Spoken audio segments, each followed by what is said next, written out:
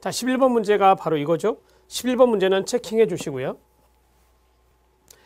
직업의사결정이론의 학자들이 있습니다. 겔라트라든지 타이드만과 오하라, 그 다음에 하렌, 이런 학자들이 직업의사결정이론의 학자인데요.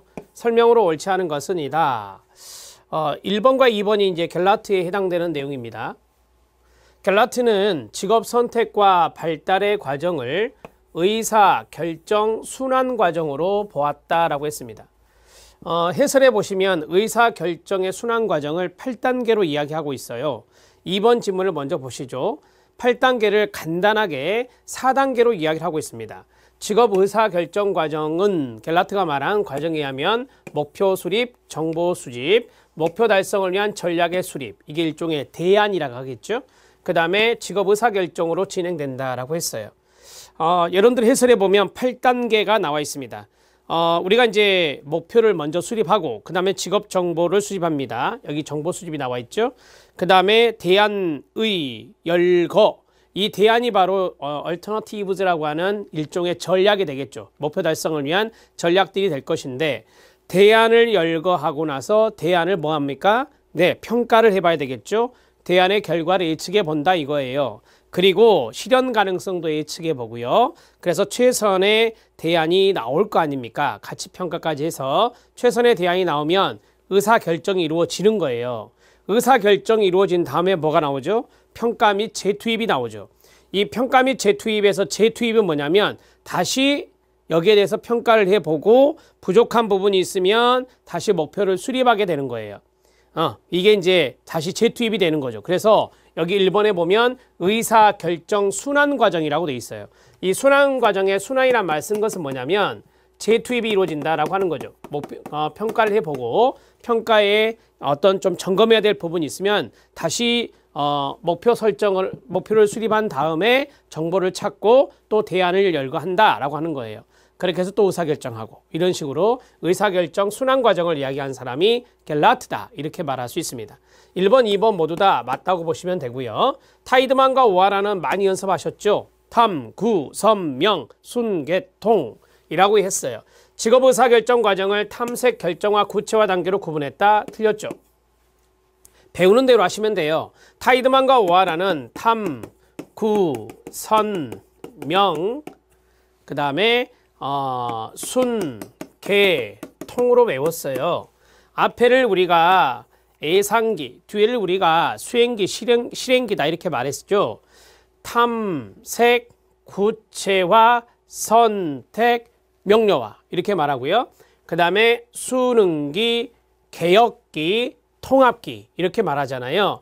이런 식으로 외웠으면 이 3번 지문이 잘못됐다는 것을 알 수 있어요.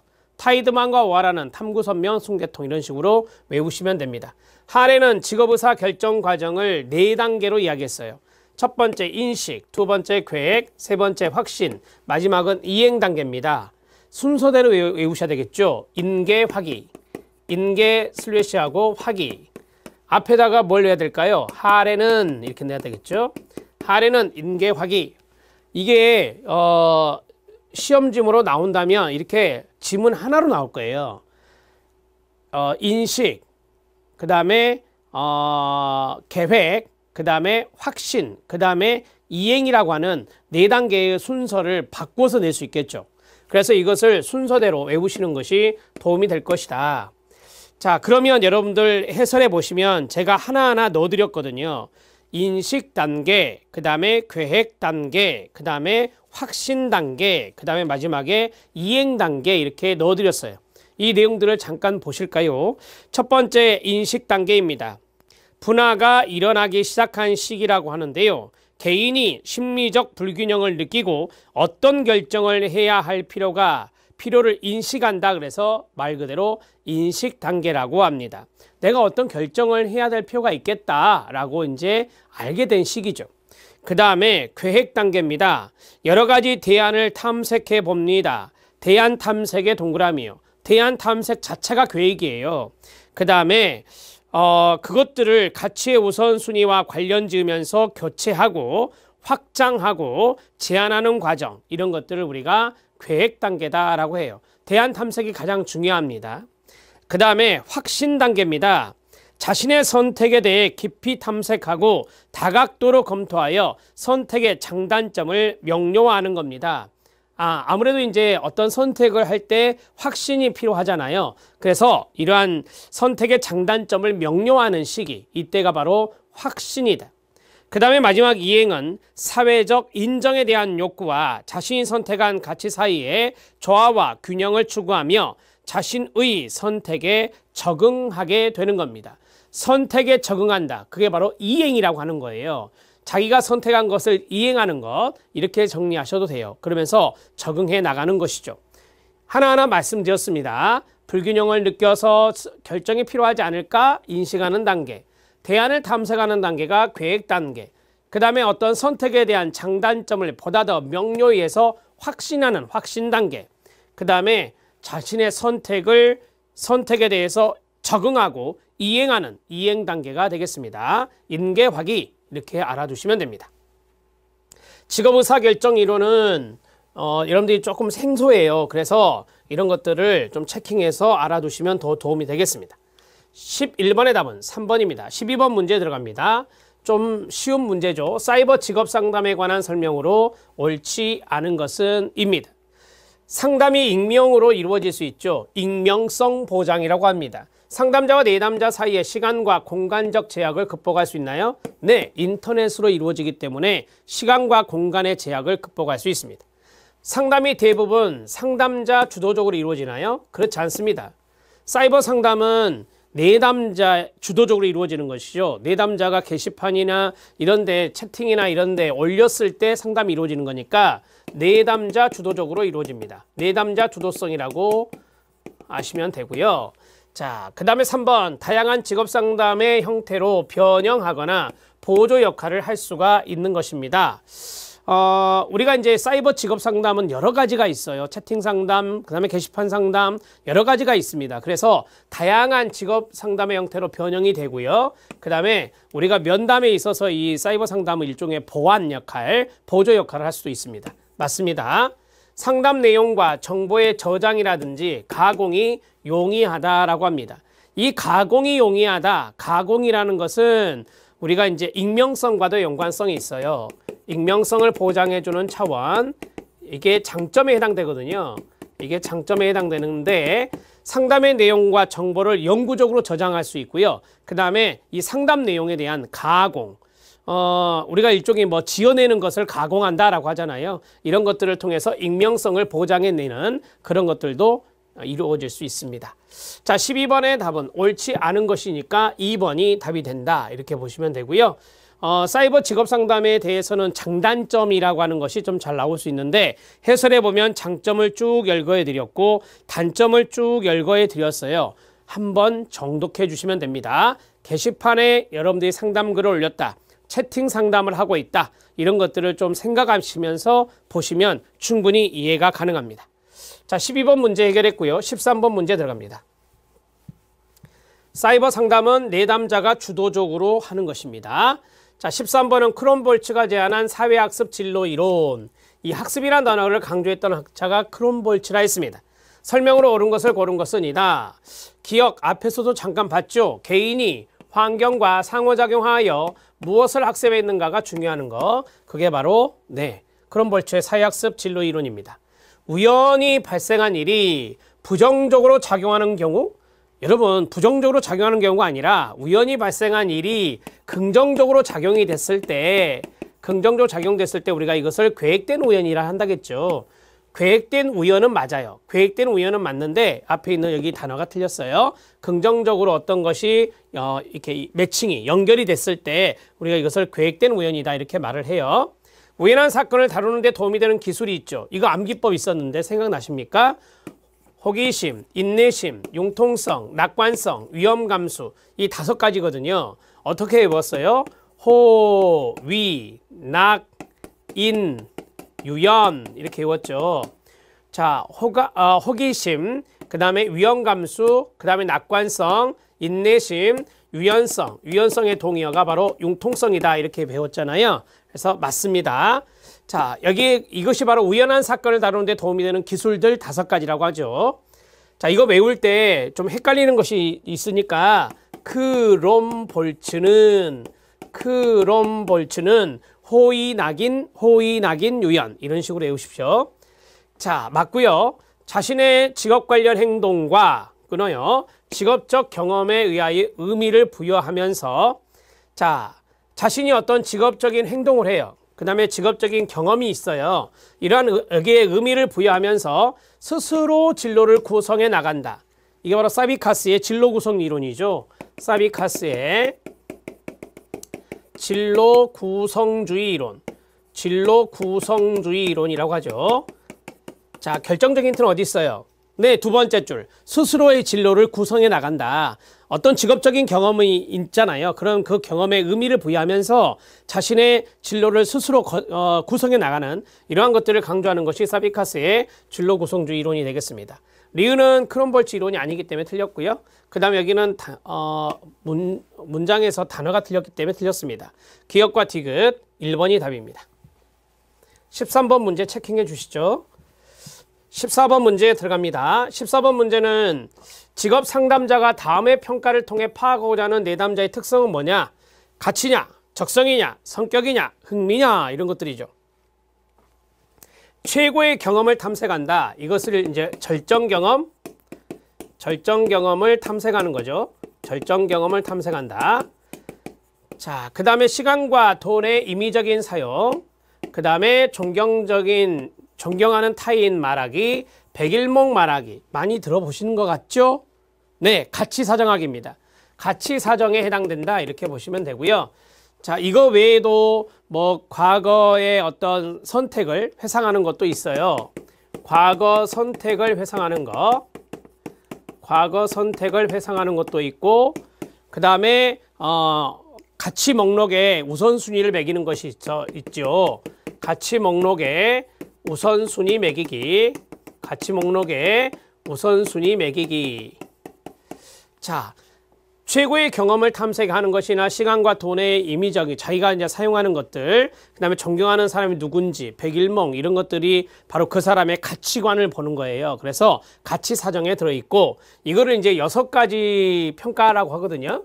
가치 사정의 6가지가 바로 여기서 드린 것까지 모두 다 알아두시면 좋은데, 뭐 이런 것들이 나오면 결정적인 힌트가 되어버리니까 이런 건 뺐겠죠. 답은 1번입니다. 해설의 각각의 내용에 대해서 구체적으로 넣어드렸으니까 한 번씩 정독해 주십시오. 15번 문제 들어갑니다. 자, 생애진로 사정도 시험에 잘 나오는 것 중에 하나죠. 이것은 아들러의 개인 심리학에 기반한 것이다 라고 말씀을 드렸었고요. 자, 여기에 설명으로 옳지 않은 것은 이다 라고 했어요. 첫 번째 1번을 보면 정보를 수집하는 초기 단계에 유용한 거예요. 초기 단계 때 하는 것이고요. 그 다음에 구조는 4가지가 있죠. 시작, 진로 사정, 전형적인 하루, 강점과 장애, 요약 이렇게 4가지로 구성되어 있어요. 진사, 전하, 강장, 요약. 진사, 전하, 강장, 요약 이런 식으로 외웠습니다. 내담자 자신에 대해서 구체적으로 알 수 있고요. 내담자 자신에게 이런 면담법이고, 면담에서 이 4가지를 쭉 이야기하다 보면 내담자 자신에 대해서 구체적으로 알 수 있고, 내담자의 강점을 저해하는 장애도 발견할 수 있나요? 네, 어디에 있어요? 여기 있잖아요. 강점과 장애에 해당되는 거 알 수 있고요. 내담자를 객관적으로 파악할 수 있는 표준화된 검사 도구가 아니라 했었죠. 자, 이거는 면담법이에요. 따라서 비표준화된 거예요. 비표준화된 것이고, 그 다음에 질적 도구다 이렇게 말했어요. 비표준화된 질적 도구 이렇게 정리를 하시면 됩니다. 답은 4번이 됩니다. 자, 16번 문제 들어갑니다. 16번 문제 별표. 학자 주요 이론의 연결이 옳은 것은 입니다. 자, 브라운, 사비카스, 가프레드슨, 다위스와 로키스트가 나왔습니다. 자, 1번 브라운은 가치 중심적 진로 접근 모형의 학자인데요. 앞에서 했던 거 생각나네요. 호, 위, 낙, 인, 융통. 이게 앞에서, 예, 그렇습니다. 크롬볼츠였죠. 크롬볼츠의 계획된 우연에 해당되는 기술들이다 이렇게 배우셨어요. 자, 탈락이고요. 그 다음에 2번 관심, 통제, 호기심, 자신감이라 했어요. 자, 이거는 진로 적응성과 연관성 있는 것들이에요. 진로 적응성과 연관성 있는 것이에요. 진로 적응성을 말하는 사람이 사비카스. 사비카스는 앞에서 말씀드렸던 진로 구성주의 학자고요. 이거 어떻게 외워요? 호자관통, 호자관통, 호자관통 이렇게 외우죠. 호기심, 자신감, 관심, 통제 이렇게 외워요. 맞습니까? 네, 맞습니다. 그 다음에 유환과학 생각나십니까? 유환과학,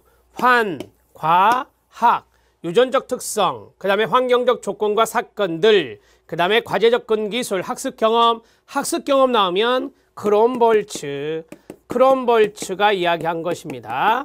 카프레드슨이 아니라 카프레드슨은 힘성사내가 생각나셔야 되죠. 그 다음에 다이스와 로키스트, 흥미에 따라서 8가지의 직업군, 흥미에 따라서 8가지의 직업군, 곤란도와 책무성에 따라서 레벨, 수준을 6가지로 제시한 사람은 누굽니까? 네, 로우입니다. 로우. 이렇게 정리하시면 되죠. 욕구이론의 학자입니다. 흥미에 의해서 8가지 직업군으로 나누었었잖아요. 어떻게 외워요? 서비, 단기, 옥과, 일회 이런 식으로 외운다 했죠. 이게 뭐예요? 서비스직, 비즈니스직, 단체직, 기술직, 옥외활동직, 과학직, 일반 문예직, 예능직 이렇게 외웠습니다. 서비, 단기, 옥과 일회, 서비, 단기, 옥과 일회 이런 식으로 외우시고요. 6가지 수준은 아시죠? 고급이 있고, 그 다음에 중급이 있고, 그 다음에 준전문직이 있죠? 준전문직이 있고요. 그 다음에 숙련직, 그 다음에 반숙련직, 그 다음에 비숙련직 이런 식으로 나눌 수 있는 것이 바로 곤란도와 책무성에 따른 6가지 수준이었습니다.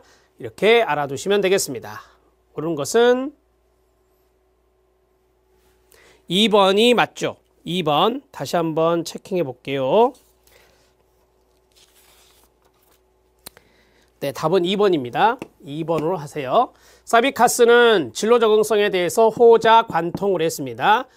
호기심, 자신감, 관심, 통제 이렇게 정리하고요. 3번은 말씀드린 크롬볼츠예요. 갓프레드슨이 아니라 크롬볼츠 이렇게 정리하시면 되겠습니다. 자, 됐고요. 17번 문제 들어갑니다. 16번의 답은 2번입니다. 자, 17번 문제는 특성 요인 이론의 문제입니다. 특성 요인의 문제의 대표적인 학자 이게 보이네요. 윌리엄슨이 있습니다. 1번 심리검사를 통해 심리검사 강조했었죠. 가변적인 특성을 측정한다. 아니죠. 특성 요인 이론에 보면 인간은 고유한 특성을 갖고 있다라고 했잖아요. 인간은 고유한 특성이에요. 가변적인 특성이 아니라 고유한 특성을 측정한다. 이렇게 정리하시면 되고요.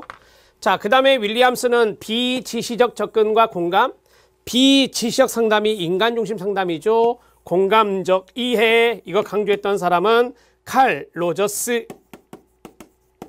인간 중심 상담에서 강조하는 것이 비지시적인 접근이고 공감이다. 이렇게 정리할 수 있습니다. 자, 2번 지문은 앞에 윌리엄슨은 이거 강조하지 않았기 때문에 틀렸습니다. 자, 그 다음에 세 번째, 윌리엄슨은 직업의사결정의 문제를 가로 무불어흥 생각나야 됩니다. 무선택, 불확실한 선택, 의존적 선택이 아니라 어리석은 선택, 현명하지 못한 선택과 동의어. 그 다음에 흥미와 적성 간의 모순, 모순으로 구분했죠. 이렇게 정리할 수 있겠습니다. 자, 네 번째, 직업 선택은 앞에서 했는데 인지적인 과정으로 개인의 특성과 직업의 특성을 매칭, 짝짓는 것이 가능하다고 본다. 네, 맞습니다. 이게 바로 특성 요인 직업 상담에서 강조하고 있는 기본 전제 중에 하나죠. 기본 가정 중에 하나입니다. 4번 지문이 맞습니다. 자, 17번 문제의 답은 4번이다. 이렇게 정리하시면 되고요. 그 다음에 여러분 해설해 보시면 3번에 여기 가치관의 모순으로 되어 있잖아요. 적성으로 고쳐주세요. 정확하게 적성입니다. 흥미와 적성 간의 모순, 흥미와 적성 간의 모순으로 3번 지문을 수정해 주시면 되겠습니다. 17번의 답은 4입니다. 자, 18번 문제 들어갑니다. 다음 설명 중에서 옳지 않은 것은 이다. 1번은 딱 보니까 다 타당도의 문제예요. 그렇죠? 앞면 타당도가 있고 내용 타당도가 있는데요. 앞면 타당도는 일반인에게 측정을 하는 것이고 그 다음에 내용 타당도는 전문가에게 물어보는 거거든요. 그러면 일반인이 앞면 타당도가 높다라고 말할 수 있지만 전문가들이 봤을 때는 아니야 이거 높은 거 아니거든요. 이렇게 말할 수 있거든요. 그래서 앞면 타당도가 높아도 내용 타당도는 낮을 수 있습니다. 전문가와 일반인의 시각, 관점이 다를 수 있어서 그렇습니다. 공인 타당도는 어디에 해당된다? 준거 타당도에 해당된다. 이 준거 타당도는 두 가지가 있죠. 공인 타당도와 애연 타당도 두 가지가 있다라고 했어요. 공인 타당도와 애연 타당도가 준거 타당도에 해당됩니다. 맞습니다. 수렴 변별 타당도는 내용 타당도에 속한다? 아니에요. 수렴 타당도, 변별 타당도는 구성 또는 구인 타당도에 해당됩니다. 구성, 구인 타당도에 해당되는 거예요. 이렇게 정리하시면 되고, 애연 타당도는 검사 실시 후에 일정 기간이 경과돼야 돼요. 일정 시간이 경과된다. 즉 미래의 준거죠. 일정 시간이 경과되어야 평가될 수 있는 거예요. 미래니까. 그래서 지금 현재 척도를 냈는데 평가를 했어요. 척도 평가를 하고 나서 한참 있다가 미래 것과 비교하는 거예요. 그게 바로 애연 타당도거든요. 자, 적성평가에서 인사를 배치했습니다. 그런데 그 사람이 나중에 직무 수행 정도가 좋았습니다. 그러면 이 평가 도구는 잘 된 거죠. 내연 타당도가 높다라고 하는 거예요. 그래서 일정 시간이 경과되어야 평가할 수 있는 것은 애연 타당도, 예측 타당도라고 말합니다. 답은 3번입니다.